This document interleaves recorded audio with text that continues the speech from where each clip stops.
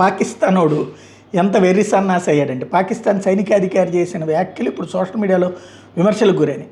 భారత్ చేపట్టిన ఆపరేషన్ సింధూర్కి ప్రతిగా బునియన్ ఉల్ మర్సూస్ ఆపరేషన్ నిర్వహించామని చెప్పుకొచ్చారు. రావుజౌరి మామూన్ వైమానిక స్థావరాలు ఫతావన్ క్షిపణులతో ధ్వంసం చేసేసామని చెప్పారు.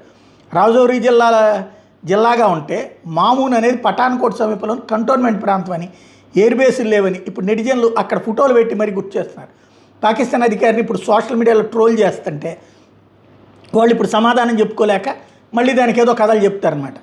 ఎయిర్ బేసులు లేని చోట్లను ఎయిర్ బేసులు ధ్వంసం చేశారన్నమాట.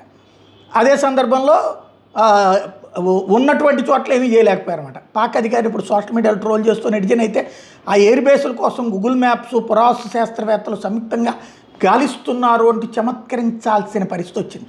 ఈ సన్నాసులు ఇట్లుంటారు. ఏమీ చెయ్యనోడు ఏదో చేశానని చెప్తాడు, ఎంతో జరిగినా వాళ్ళకి నష్టాన్ని ఏమీ లేదని చెప్పే ప్రయత్నం చేస్తారు. దట్ ఈజ్ పాకిస్తాన్ అన్నమాట.